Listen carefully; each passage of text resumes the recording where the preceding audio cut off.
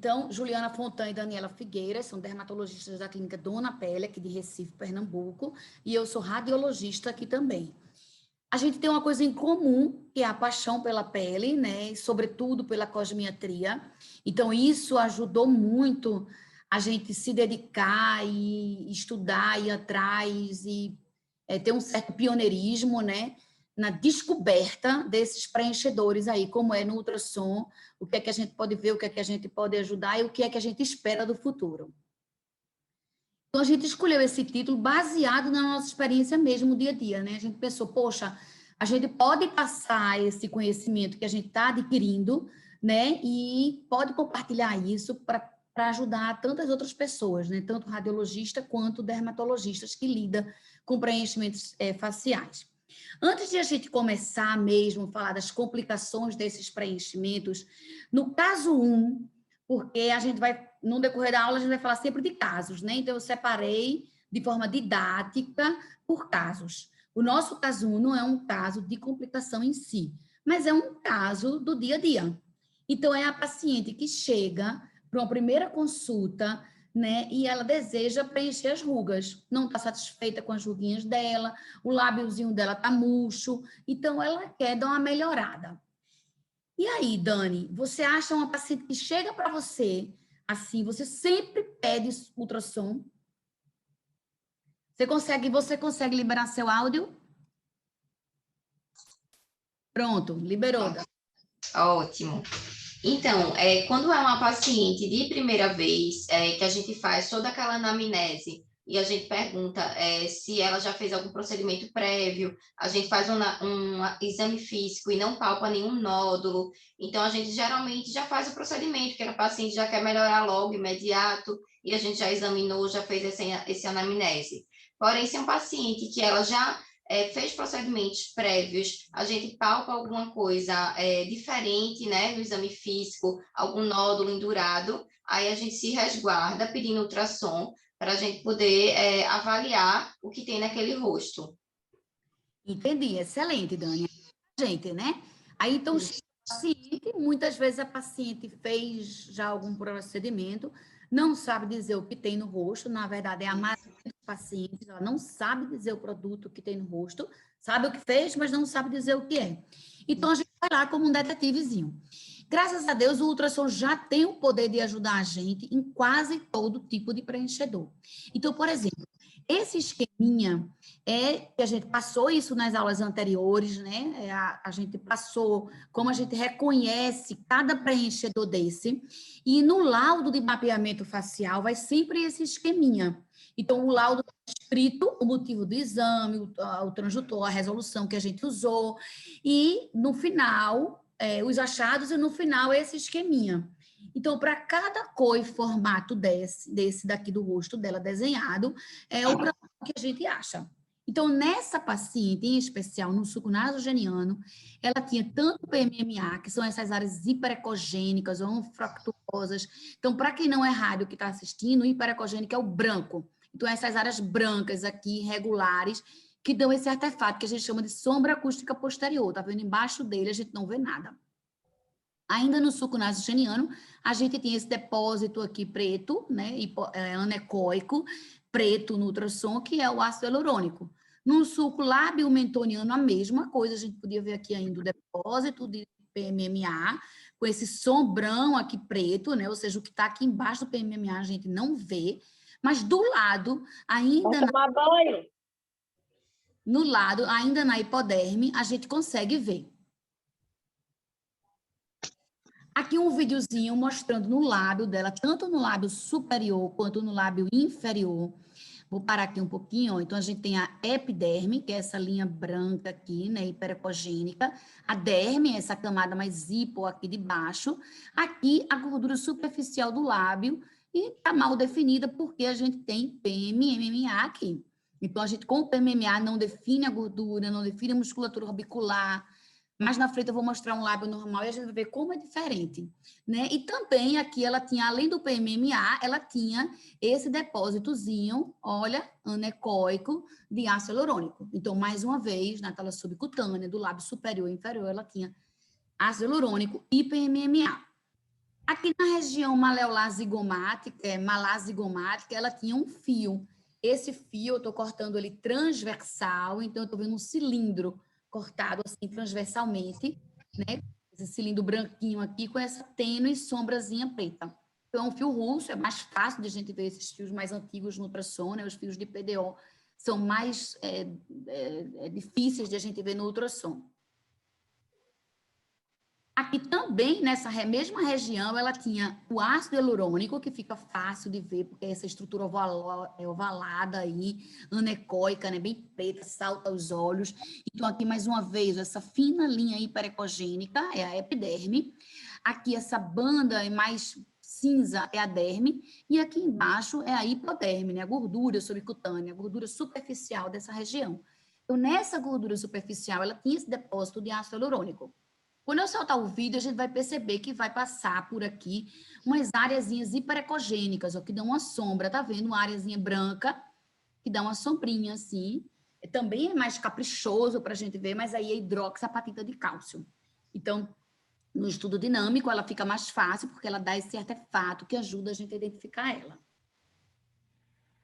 E aqui no nariz, né, no radix e no ríneo, eu tinha essa estrutura linear hiperecogênica, que se superficializava ao nível do ríneo, até fazer um abaulamentozinho na epiderme.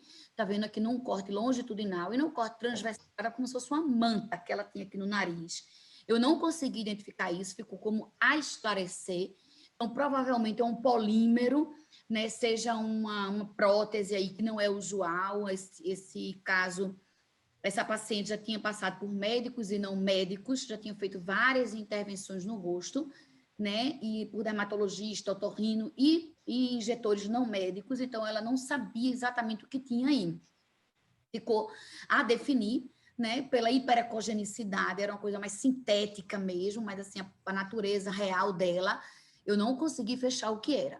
Superficial a essa estrutura, a gente tinha nossas áreazinhas anecoicas, essas áreas mais pretas, tá vendo que era ácido hialurônico.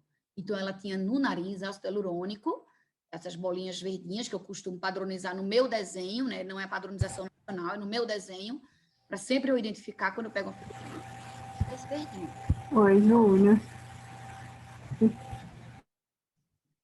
E aí, Dani, aí a paciente veio, ela queria preencher o lábiozinho, né? O lábiozinho dela estava murcho. Você E por sorte, eu pedi esse ultrassom, né, Claudinha? Porque É, essa paciente, a gente até discutiu, porque a gente palpava o lábio, a gente não sentia, né, nada, mas por ser uma paciente que não sabia dizer, né, o que tinha no rosto, e já por ter passado por vários profissionais, eu desconfiei, e aí a gente pediu esse ultrassom, por sorte, porque a gente conseguiu realmente identificar o PMMA no lábio.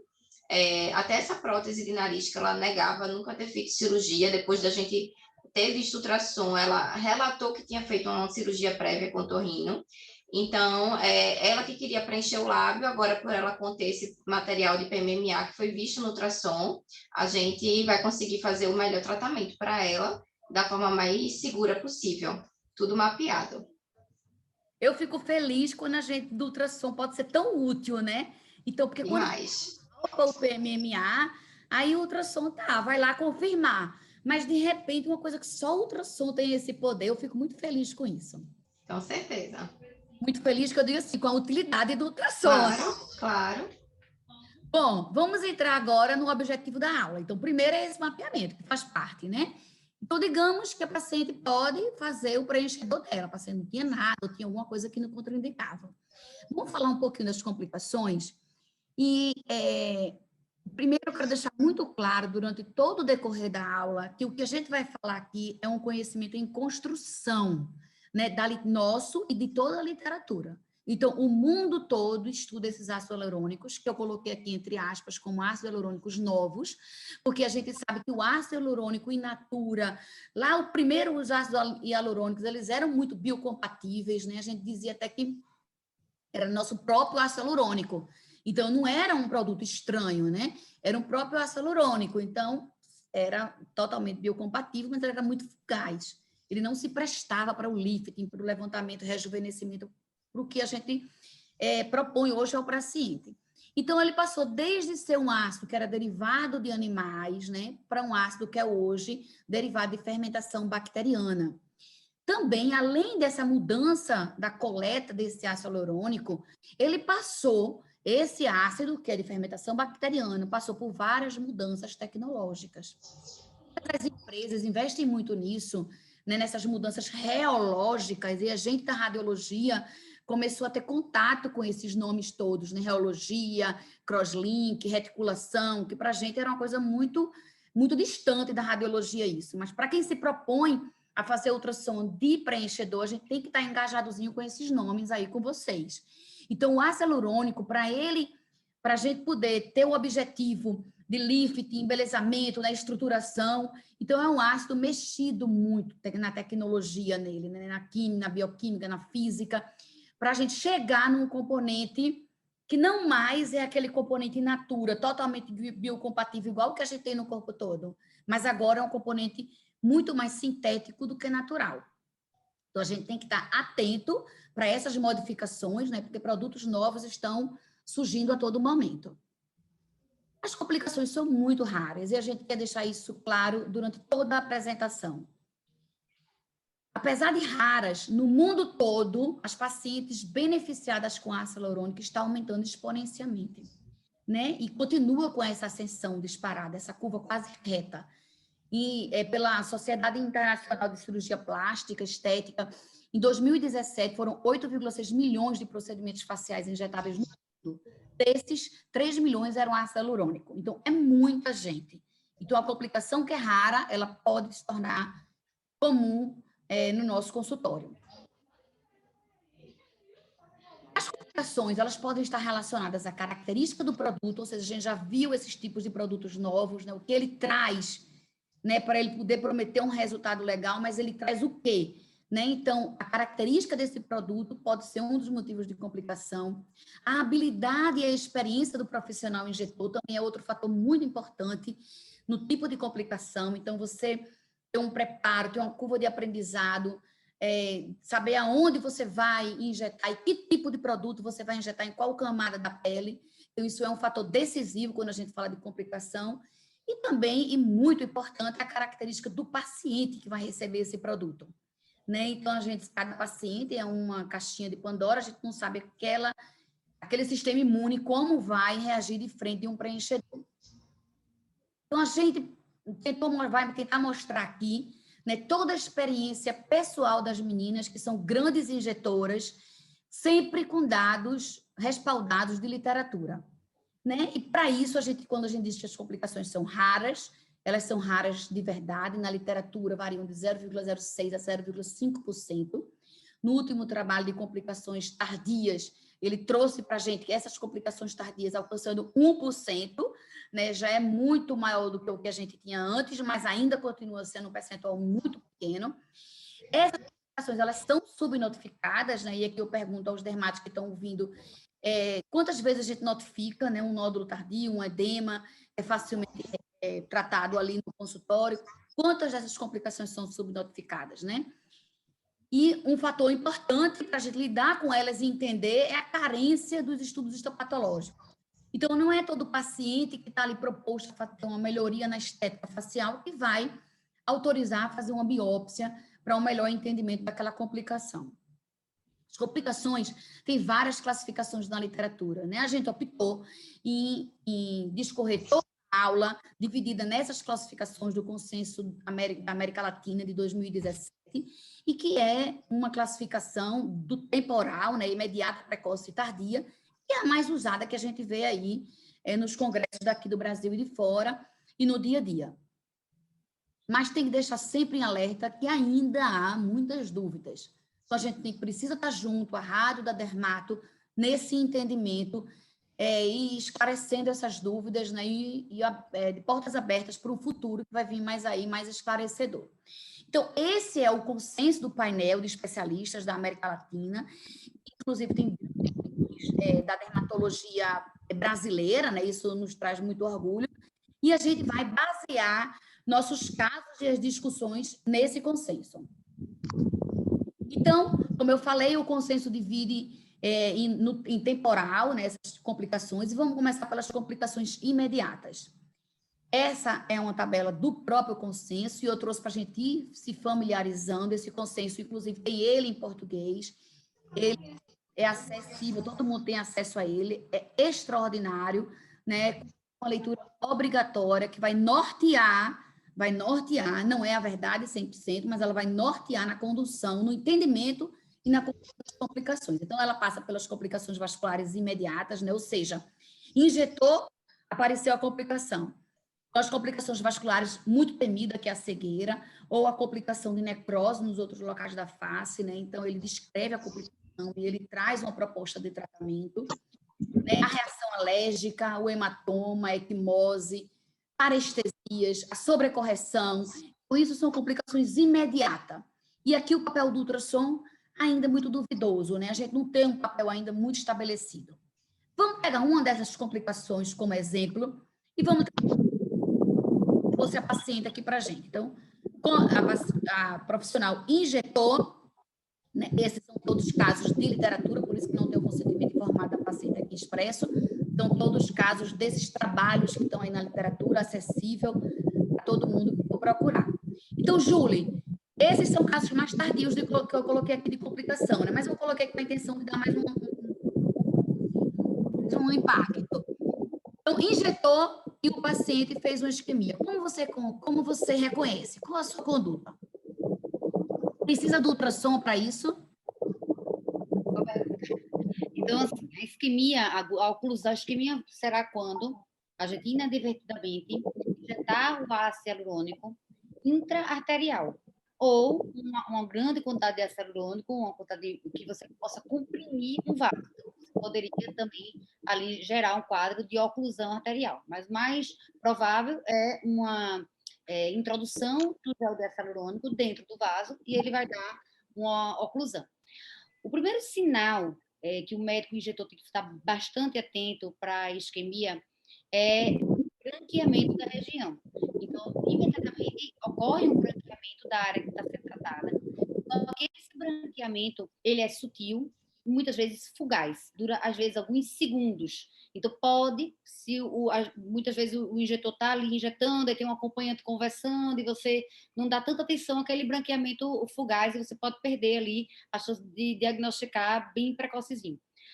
Poucos minutos depois a gente já começa a ter um livedo, que é uma alteração vascular, de coloração com livedo. Pois bem, diagnosticando ali, idealmente você já diagnostica desde o branqueamento, a conduta é parar imediatamente a injeção e inundar a região com hialuronidase. Nesse momento, a gente não vai pedir ultrassom, a gente está com o paciente lá, é uma emergência, a gente não vai ter tempo de se deslocar e nem precisaria, porque o que a gente precisa agora é injetar hialuronidase naquela região tratada que não precisa ser intra-arterial, porque a hialuronidase ali, ela consegue passar pela... se você bota no tecido, ela consegue, por difusão, passar para dentro do vaso. Além da hialuronidase, massagem local.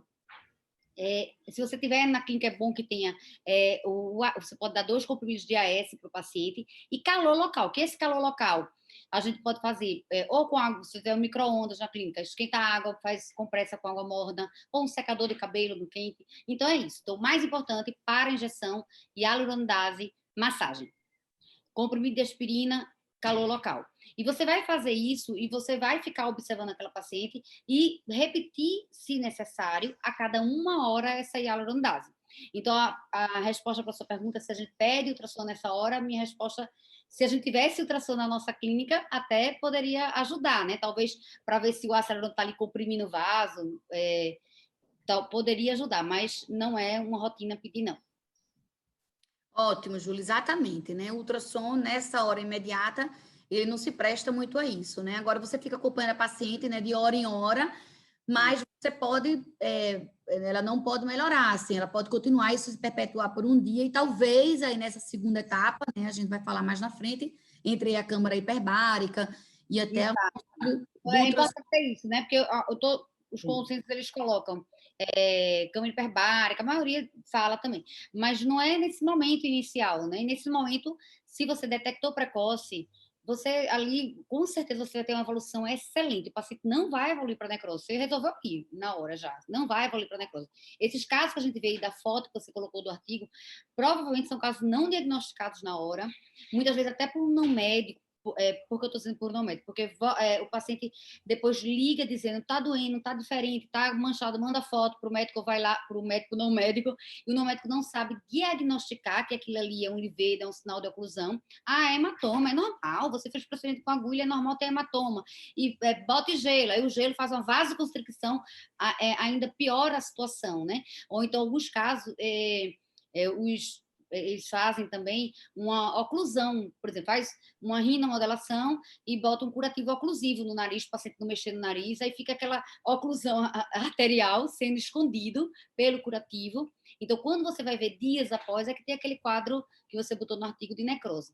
Então, a câmara hiperbárica, no meu entendimento, você tem indicação de fazer quando você já tem sinais de começo de necrose, porque você quer salvar ali o tecido que ainda não está necrosado, né? E se você já tiver uma necrose franca, além da câmara hiperbárica, a gente tem que considerar também o debridamento cirúrgico ou químico da necrose.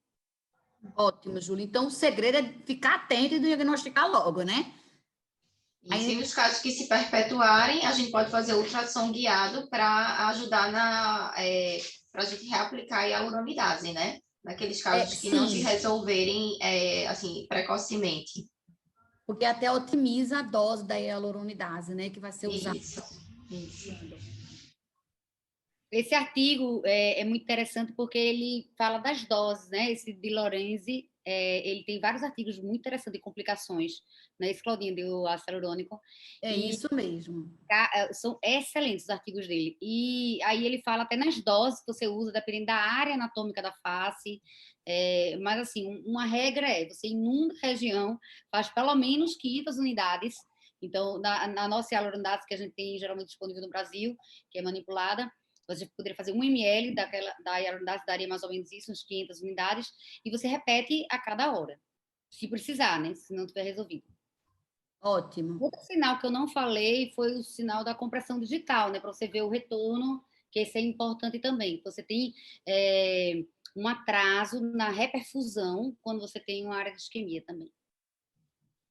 Então, nas complicações imediatas, a oclusão vascular pode até ser que no ultrassom, no futuro, tenha um lugar para o ultrassom mais estabelecido, por enquanto não.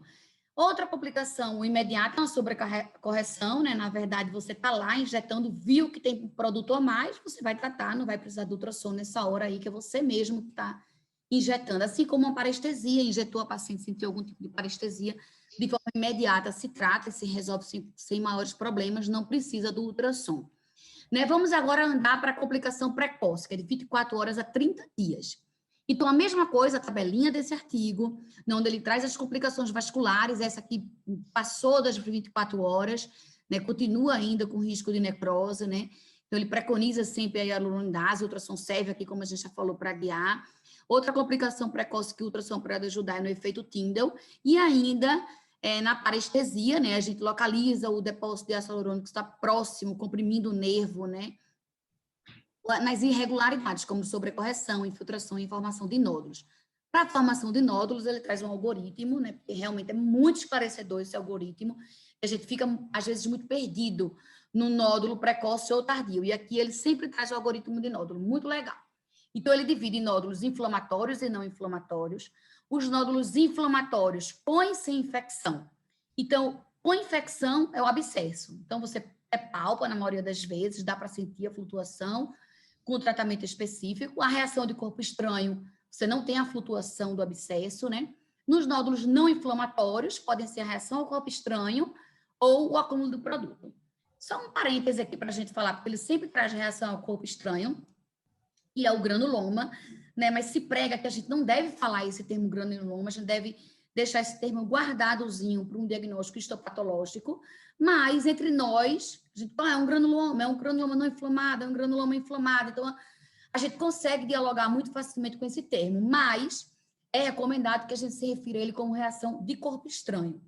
E, na verdade, a reação de corpo estranho, ele traz como tratamento dessa forma precoce, não muda muito, né? Igual, seja inflamado ou não inflamatório. O acúmulo de produto que é o não inflamatório, o tratamento é diferente, e para o abscesso, a mesma coisa, drenagem com antibiótico. Só deixando claro aqui, Cal, que a gente vai falar de 2 algoritmos, né? Do nódulo, de nódulos, Tardio. os nódulos precoces, que é isso que a gente está falando agora, porque você falou, mas É. pode ter ficado claro. O nódulo precoce até 30 dias, então é o que a gente está falando agora. Então, o algoritmo do nódulo precoce até 30 dias. E depois, já é um pouco diferente o algoritmo do nódulo tardio após 30 dias. Exatamente. Aí, nesse precoce, fora os nódulos, a gente ainda tem essa paciente que ela pode ou não sentir o nódulo, mas ela chega, ela injetou o ácido hialurônico e dias depois começa a ficar com infrapalpebral meio azulzinho, né? Então, esse é o esquema do artigo de De Lorenzi. E aqui também uma foto de internet pública que eu peguei mostrando que tinha esse tom meio azulado, né? Dani, fala aí, quando essa paciente chega, diz, doutora, ficou azul, minha olheira ficou azul. E agora? Precisa de ultrassom? Então, nesses casos, quando o paciente vem de outro profissional, normalmente eu peço um ultrassom para a gente poder identificar que tipo de material é aquele. Caso eu mesmo tenha feito o preenchimento, não é necessário, porque a gente consegue identificar que é um efeito Tyndall, que é quando o produto ele se superficializa. Porém, quando ele vem de outro profissional, como eu não tenho certeza que aquele produto injetado foi o ácido hialurônico, é mais prudente a gente pedir o ultrassom para a gente certificar e fazer a conduta adequada. Ótimo, né? Adoro quando tem que pedir ultrassom. Então, aqui, esse é o real, né? Aquele caso de internet, a gente optou em não colocar a foto das nossas pacientes aqui, porque nem todas tinham termo de consentimento, mas os casos de ultrassom são realmente casos reais. Essa é uma foto que foi uma foto que eu tirei e mandei para a Dani por celular, né? Porque ela tinha atendido essa paciente mesmo, veio de outro profissional, e eu tirei a foto e mandei ela para o celular, né? E aí eu podia identificar aqui um produto que, primeiro, a quantidade está adequada para essa área, né? Tão, com a pelezinha tão fina, a quantidade é adequada e a localização está precisa. Então, essa é a resposta que eu tenho que devolver no laudo, né? Esse é um outro caso, né? A localização precisa, né? Então, a gente vê a musculatura orbicular, orbital aqui, embaixo o depósito, mas talvez um depósito maior do que o esperado para isso. Por isso que essa paciente também evoluiu com o efeito Tyndall. Essa outra paciente, a mesma coisa, o nódulo estava embaixo da musculatura, entretanto, numa quantidade maior, e ela também evoluiu com o efeito Tyndall. O efeito Tyndall, na verdade, a localização inapropriada do produto, ela, além do efeito Tyndall, ela pode dar nódulos, assimetrias e deformidades de contorno. E esse efeito Tyndall nada mais é do que a luz, quando incide no ácido hialurônico, o ácido hialurônico ele espalha os comprimentos mais curtos de luz numa coloração azul. Então, é isso aqui que acontece. E aí a gente fica vendo o azulado. Faz o quê, Dani, nesse caso, então? Eu devolvi com ultrassom dizendo que tinha muito produto superficial. Nesses casos, sendo ácido hialurônico, né, como a gente consegue identificar no ultrassom, aí a gente faz a hialuronidase com massagem e a gente consegue ter um excelente resultado. Ótimo. Não parece simples, né, Dani? É uma resolução rápida, né? Isso. No próximo caso, então, agora eu vou ter uma paciente que ela injetou ácido hialurônico, ficou linda, maravilhosa, amor, não teve nada, nenhum sinal flogístico na hora, nada, foi para casa. 20 dias depois, ela liga para Dani. Aí diz, doutora, tá doendo e tem um aumento do volume. Você pede ultrassom, Dani? Nesses casos, a gente tem que pedir, principalmente quando o aumento do volume é na região mandibular, que a gente tem que excluir uma parotidite, né? Então, a gente pediu ultrassom e mostra aí, Claudinha, para mostrar o que a gente fez. Como ela tinha dor também associada, a gente já começou o corticoide. Então, ela foi para você já em vigência do corticoide. Exatamente. Aí o corticoide é ótimo, ela já chegou lá, melhorou bastante da dor e do edema, né? E aí, justamente, o corticoide deu uma enxugada nessa inflamação que ela tinha. Ela já chegou para mim sem uma paniculite. Então, a primeira coisa que eu olhei foi a parótida dela, estava normal. Aqui só aparece uma parte da parótida dela, né? Estava normal. A musculatura do masseter aqui. E em cima do masseter tinha esse depósito de ácido hialurônico. Deixa eu só localizar para quem não é rádio aqui. Epiderme, essa linhazinha branca, a derme, essa faixazinha mais cinza, e aqui a hipoderme, e aqui o masseter. né? E aqui, repousando numa seta, num local adequado, numa quantidade adequada, eu vi esse produto. Né? E aí me chamou a atenção nesse produto, porque lembra que eu falei que o ácido hialurônico que eu mostrei são aquelas bolinhas bem pretinhas, anecoicas? Esse aqui não era, né? E aí, na mesma hora, eu liguei para a Dani. Dani, tem um ácido hialurônico aqui, mas está meio esquisito. A Dani disse, olha, é um ácido hialurônico novo, né, com um G-Primer altíssimo. Então, essa já era uma desconfiança. Era um ácido hialurônico que mudou a reologia dele. Então, todos esses cross-linking que são feitos e essas outras tecnologias novas aí, o que a gente tem visto é que muda o aspecto ultrassonográfico. Então, vamos se deparar com esse ácido hialurônico, que não é o típico pseudocístico descrito pela doutora Rimeno, uma chilena que, para quem não é radiologista, não conhece, talvez não conheça, mas uma pioneira no estudo dos preenchedores no mundo todo. Aqui mais um corte dessa mesma paciente, né? Então, a glândula parótida, o músculo masseter e o depósito de ácido hialurônico aqui. Então, eu consegui dizer a Dani que ela não tinha parotidite. Na verdade, quando eu liguei, eu já disse a ela, a Dani, que ela já estava melhor do sintoma dela, não tinha parotidite, ela não tinha uma paniculite, então ela devia ter alguma coisa aí antes que esses dias de corticoide que ela fez entre Dani e o meu ultrassom enxugou mais um pouco. Aí você fez o quê, Dani, nesse nódulo dela? Um nódulo forte, né? A gente tá Isso.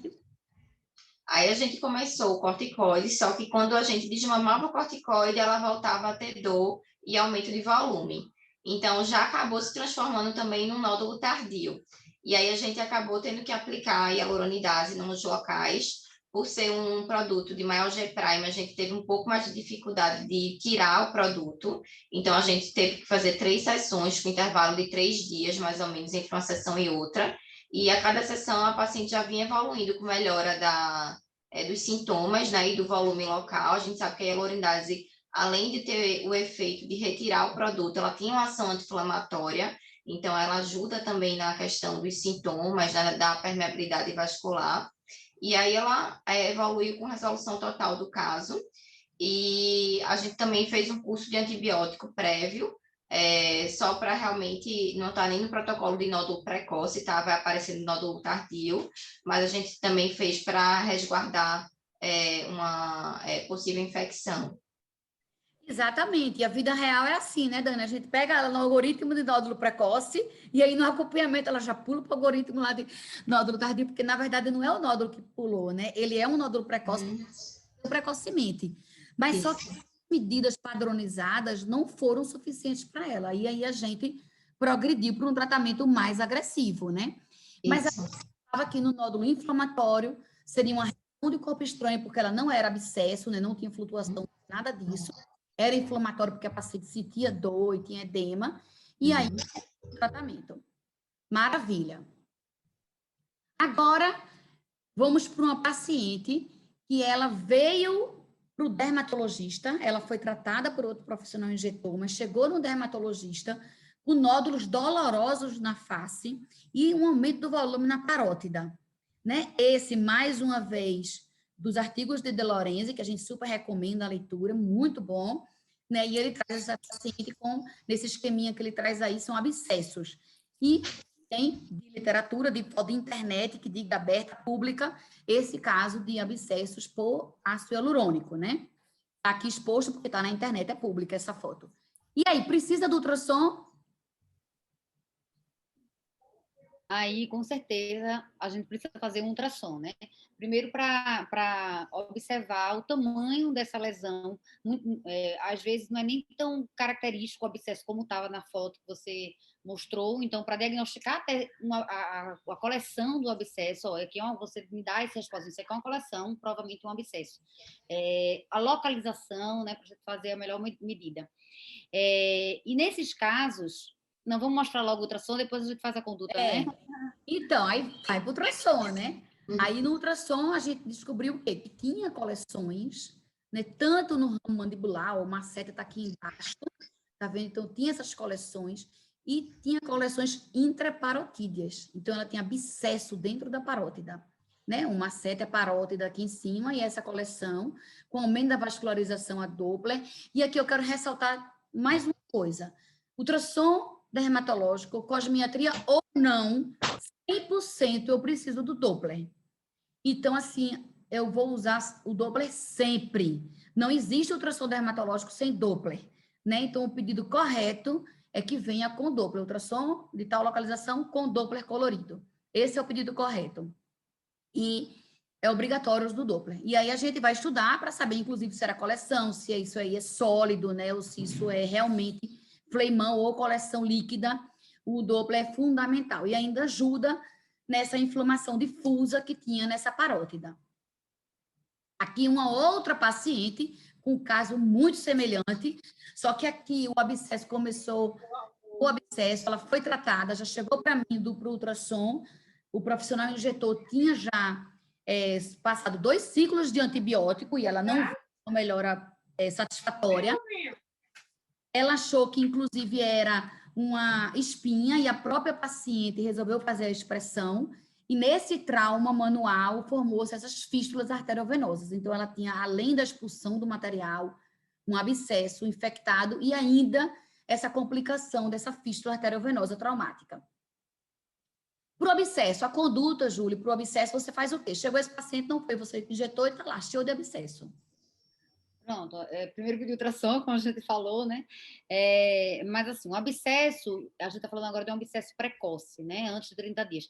Esse abscesso precoce, na maioria das vezes, são germes contaminantes da pele, que é geralmente estáfilo, estrepto. Então, a gente vai fazer antibioterapia, pode ser cefalosporina mesmo, primeira geração, que é que pega bem estáfilo, estrepto, mas não adianta só o antibiótico. Na maioria das vezes, a gente vai ter que também fazer uma incisão e drenar. Então, a incisão e drenagem e cobertura com antibiótico pode ser cefalosporina de primeira geração. Aí eu coloquei também aqui, Júlia, desse artigo que a gente estudou, porque eu não vou falar, não coloquei de novo um abscesso tardio, né? Então, esse artigo preconiza, né? Ele até apontou que esse dreno, deixar um dreno lá, seria mais efetivo do que aspirar com seringa somente, né? Para nódulos tardios. Então, estou já falando, já que a gente não vai falar, falando do abscesso tardio.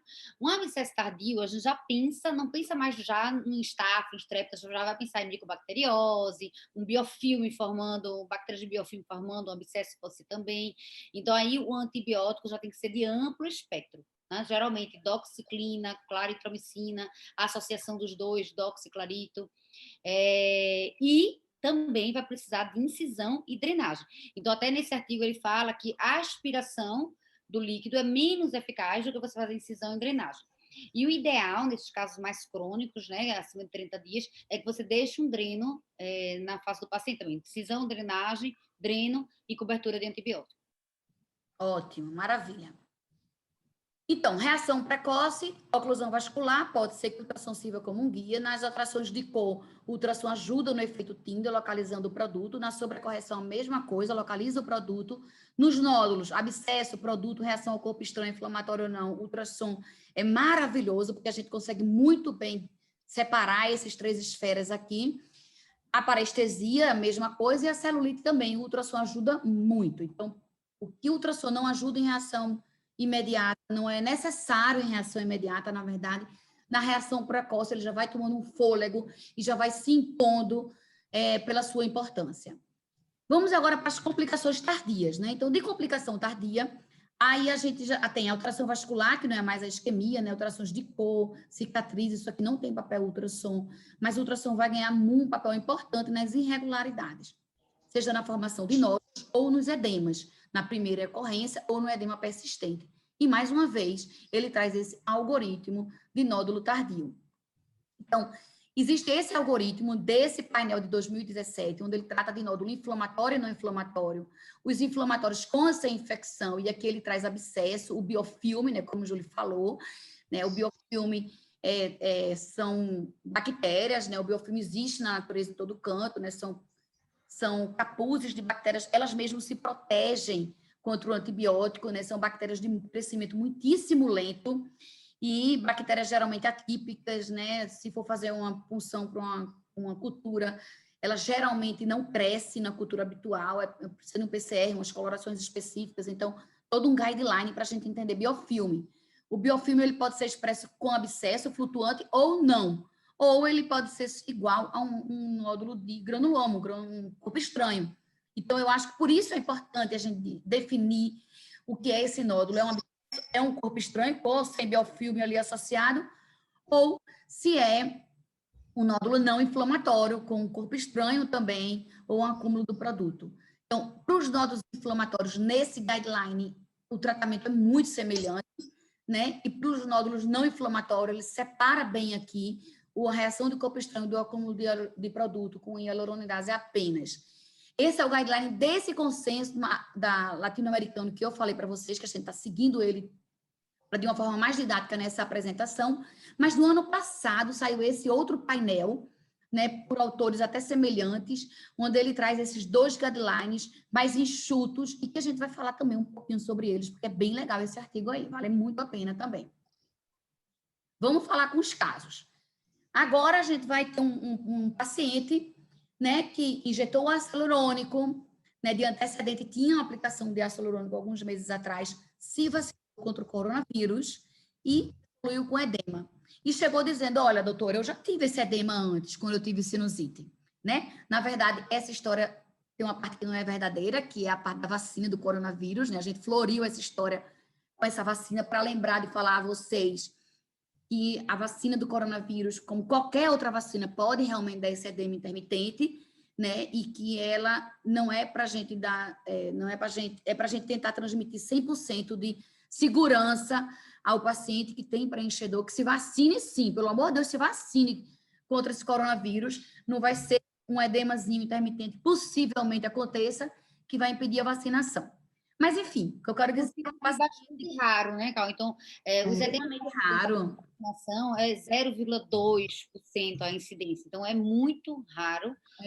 E se acontecer, o tratamento, graças a Deus, dos ETIPs é um tratamento fácil de resolver, que a gente vai ver. Então, aí a paciente chega com esse edema. Você pede ultrassom?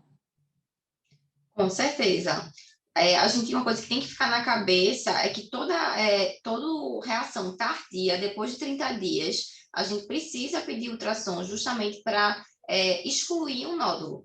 Então, nos ETIPs, a gente vê uma paniculite, né, com a inflamaçãozinha do tecido, mas a gente não consegue identificar o nódulo. Então, por isso a importância do ultrassom, para a gente não deixar passar batido algum nódulo que precise de uma intervenção um pouquinho mais complexa. Exatamente. E o ultrassom, na verdade, assim, é apaixonante, porque a gente vai ver o depósito do ácido hialurônico normal, como um pseudocisto, e ao redor dele a gente vê essa inflamação da hipoderme. Então, para quem não é rádio, mais uma vez, epiderme, derme e a hipoderme. Aqui é uma hipoderme normal, ela é cinzazinho, tá vendo? E aqui, junto do ácido hialurônico, ela é branca. Então, ela tem esse edema. Então, a gente vê o depósito e a gente vê esse edema, ou até pode vir uma paniculite também ao redor dos depósitos. Com o aumento da vascularização. O Doppler, minha gente, assim, não existe ultrassom de pele sem Doppler, né? Aqui uma outra paciente, o depósitozinho e o aumento da vascularização.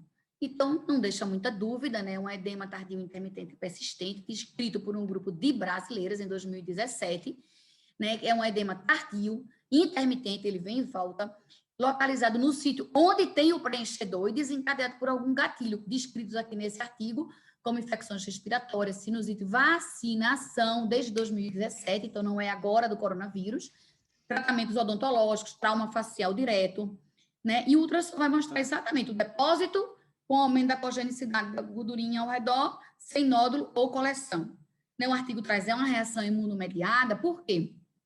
Foi percebido que o ETIP acontece nos produtos que têm uma tecnologia mais robusta, né? Então, eles misturam essas cadeias longas com as cadeias curtas, e aí, na degradação do produto, então, injeta o produto, quando ele vai sendo degradado ao longo do tempo, as cadeias de baixo peso molecular vão sendo expostas, e essas cadeias são mais pró-inflamatórias. Então, por isso que ele é tardio, porque é na degradação, possivelmente, é nessa degradação, liberação de cadeias de baixo peso molecular, são mais pró-inflamatórias e provavelmente ativam o sistema imune, dando essa reação. Você trata como, Dani? Então, nesses casos, a gente faz no ETIP prednisona. Caso não resolva, ou seja, um edema muito persistente, aí a gente associa com hialuronidase. Ótimo, maravilha. O caso 7 e o 8, a gente já está no finalzinho.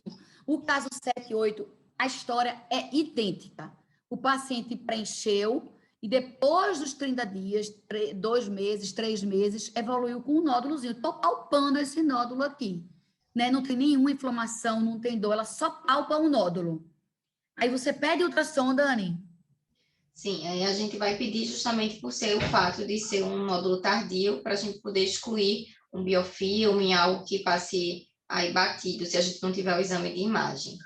Exatamente, o ultrassom, né? Então, aqui um videozinho do ultrassom, a gente vê, todo mundo agora já sabe ver o ácido hialurônico, é muito fácil, são esses pseudocistos, essas áreas ovaladas, redondas, né? Bem pretinhas, anecoicas, que a gente chama, semelhante a líquido mesmo, na tela subcutânea. Então, não tem edema, não tem nódulo, é só o ácido hialurônico. A paciente está palpando o ácido hialurônico dela. Aqui um depósito mais generoso, né? Na gordura profunda da região malar. Aqui na comissura labial, uns depósitos mais superficiais, né? Por isso são palpáveis, totalmente indolor, Dani. Você faz o quê? Nesses casos, expectante, caso não esteja incomodando o paciente, e caso ele esteja incomodado, a gente pode fazer um pouco de hialuronidase no local. Isso, não tem muito mistério, né, Dani? Sério, Então, acha nódulo não inflamatório, acúmulo do produto e hialuronidase, se houver algum incômodo, né? Eu mesmo tenho um ácido hialurônicozinho aqui, que fiz até o palpo ele, mas nem ligo. Esse outro caso é a mesma coisa. Injetou o ácido hialurônico e meses depois, nódulo, sem sinal flogístico, sem dor. Aí Dani já respondeu que vai pedir ultrassom, mas nesse caso, olha como é diferente. Então, tem um nódulozinho mais cinza, né? A gente chama hipoecóico, então não é mais anecoico, não se assemelha ao líquido. Ele agora é hipoecóico, né? Um nódulozinho cinzazinho, claro. Então, é ácido hialurônico com alguma reação, né? Então, esse é um aspecto típico de uma reação a corpo estranho ou de um granuloma, né? A gente na rádio, a gente fala muito de granuloma e quando a gente estuda, começa a andar com dermatologista e estudar muito dermato, a gente entende que é melhor a gente falar a reação a corpo estranho, né? Então, pode ser esse aspecto. É um nódulo avascular, né? Então, a gente quase não vê vascularização ao redor dele. Aqui no mento, um corte transversal, assim, no mento. Então, tem um nódulo até generoso. Aqui um corte longitudinal, eu fico um transdutor assim no mento, né? Então, um nódulo mais generoso. Então, a gente está diante de um nódulo não inflamatório. Não é acúmulo de produto, né? É a reação ao corpo estranho. Você faz o quê, Dani? Nesse caso de nódulo inflamatório, a gente também Não faz a inflamatório. massagem. Oi? Não inflamatório, né? Não inflamatório, exato. A gente faz massagem e hialuronidase. E se ele tiver também algum sintoma, a gente pode associar com corticoide ou anti-inflamatório. Pode não fazer nada, Dani. Só a paciente sente lá e uma conduta expectante e só. Sim, claro. Ótimo. Aí esse guideline, né, que eu falei para vocês desse artigo do ano passado, ele traz aqui, nesse daqui do trabalho de 2017, do Consenso Latino-Americano, ele separa o tratamento de reação ao corpo estranho do acúmulo do produto, né? Esse aqui, ele traz para o nódulo não inflamatório, se for pequeno, pode ser só expectante, depois trata com hialuronidase, né? Então, muda um pouco, isso aí vai depender da conduta de cada um, né? A gente está trazendo esses dois porque é o que a gente tem mais de respaldo na literatura. Então, nódulo tardio não inflamatório, pode ser produto ou pode ser uma reação ao corpo estranho e o ultrassom consegue diferenciar muito isso. Agora, esse último caso é de uma paciente que tem um nódulo, meses depois que aplicou o preenchedor, mas agora tem dor. Tem sinal flogístico, está vermelho, tem dor, né? Landau, a doutora Marina Landau descreveu esse nódulo, né? Então são nódulos endurecidos, essa paciente é do trabalho dela, são nódulos endurecidos, avermelhados, doloridos, e ela teve umas hipóteses para a ocorrência desses nódulos, né? Mais uma vez, é a degradação daquele crosslink, então por isso que são reações tardias, né? É a degradação do ácido hialurônico que promove isso, são anticorpos contra o ácido hialurônico, são proteínas impuras da fermentação bacteriana da origem do ácido hialurônico, ou é o biofilme, né? Faltou um izinho aqui, ou é um biofilme. Então, ela trouxe essas hipóteses. Né? Então, a gente não sabe da verdade, Júlia, porque a gente não faz biópsia, né? Raramente se faz biópsia. E aí, como você trata isso? Você pede um ultrassom, dá para ultrassom? Então, aí, sem dúvida, a gente vai pedir ultrassom. Então, relembrando o que Dani falou, toda complicação tardia, a gente tem que pedir ultrassom, vai nos ajudar bastante no nosso diagnóstico correto e a gente conduzir melhor esse caso. Então, um nódulo inflamatório tardio, então o paciente chegou com um nódulo quente, um nódulo vermelho, edema, você palpa o nódulo, primeira coisa, pedir ultrassom. O ultrassom, você vai dizer melhor para a gente, vai me ajudar muito a diferenciar se esse nódulo pode ser, por exemplo, até um abscesso, que eu não estou diagnosticando clinicamente, ou se ele é uma reação ao corpo estranho ou biofilme. Que aí o Claudio vai dizer aí que reação ao corpo estranho e biofilme a gente não vai conseguir diferenciar bem, por isso que a gente vai conduzir igual, né? Mas eu acho que me ajuda muito também o ultrassom saber onde está exatamente esse nódulo, porque você vê tudo inflamado lá, você palpa, mas está acima do músculo, está abaixo do músculo, porque isso vai me guiar no meu tratamento. E botando mais para frente ali na conduta que a gente ainda vai dizer, o ultrassom pode ajudar muito em guiar no futuro do tratamento desse nódulo que a gente vai ver a hialurondase, porque o ideal é que a gente injete essa hialurondase no centro do nódulo, né, para ter uma eficácia melhor. Então, exatamente. Então, o nódulo a gente consegue ter no ultrassom a expressão clínica dele. Então, a gente vê um nódulo agora, é um nódulo feio, irregular, especulado, né? Quem faz mama se assemelha muito a um BIRADS parecido com câncer na mama, né? Que é isso que a gente vê, um nódulo hipoecóico especulado, com esse aumento da vascularização. Né? Aqui uma outra paciente, um nódulo angulado, né? De limites imprecisos, com a vascularização exuberante ao redor. Esse um outro caso, e aqui eu quero falar mais devagar desse caso, por quê? Para mostrar como no lábio, né, na musculatura orbicular, como a musculatura fica indefinida, né? Eu vou mostrar aqui para vocês um lábiozinho normal. Então, aqui a gente tem a epiderme, essa linha hiperecogênica, a derme, essa linha, essa bandazinha mais hipo, o subcutâneo, a gordura subcutânea, superficial do lábio, a musculatura orbicular com a parasmarginal e periférica, a gordurinha labial profunda, né? A zona vermelha úmida, a zona vermelha seca. Então, a gente vê o lábio muito bem no ultrassom, né? E esse lábio com o produto, cadê o músculo orbicular? Então, eu não sei o que é reação, eu não sei o que é musculatura orbicular. Olha a definição da gordura para o músculo, como é uma definiçãozinha traçada lápis. E aqui a gente não sabe onde é que começa um e outro, né? Mais uma vez, o aumento da vascularização. Então, a gente tem esse granuloma, essa reação a corpo estranho inflamada aí. Como o Júlio já antecipou, eu não consigo no ultrassom dizer se tem ou não biofilme. Então, o ultrassom não consegue ver. Olha só, a cultura não consegue ver, o ultrassom também não consegue ver o biofilme. Né? Mas aqui a gente consegue separar se é produto, se é isso, ou se é essa reação ao corpo estranho. Agora, se tem biofilme ou não, vai ajudar se ele vai responder as primeiras medidas de tratamento, né? Ou se a gente puder fazer uma biópsia. Aí você faz o quê, Júlia? Então, o nódulo inflamatório, depois de a gente ter feito esse ultrassom, se for um abscesso, a gente já tinha comentado antes, né, que vai ser incisão, drenagem e antibioterapia.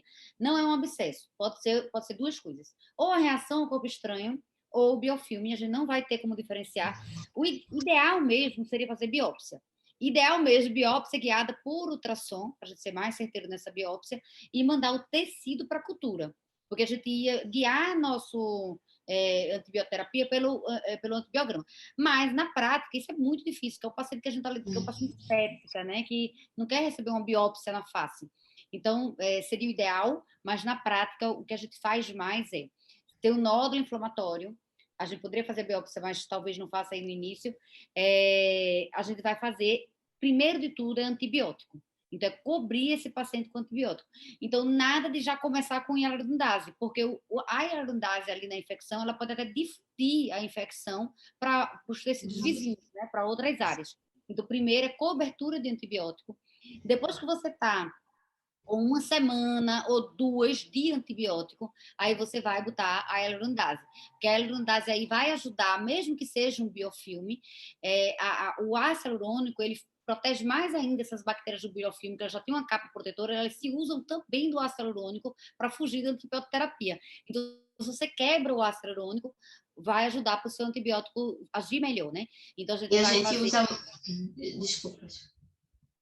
Então, a gente vai fazer o antibioterapia, faz a hialurondase em vigência de antibioterapia, mantém o antibiótico. E se o paciente não melhorar, você pode repetir esse hialurondase, porque Dani até falou aqui, que nem todo produto de ácido hialurônico, com injeção de hialurondase, ele vai quebrar todos os crosslinks que vai ser reabsorvido, né? Então, quanto maior o número de crosslinks, que são as ligações que fazem com que o ácido hialurônico fique mais tempo no nosso organismo, quanto maior a coesividade desse ácido hialurônico, é o que faz o ácido hialurônico ter um efeito de lift para projeção. Então, quanto mais modificado esse ácido hialurônico em termos de reologia, mais difícil a degradação com a hialurondase. Então, a gente pode precisar de mais de uma sessão.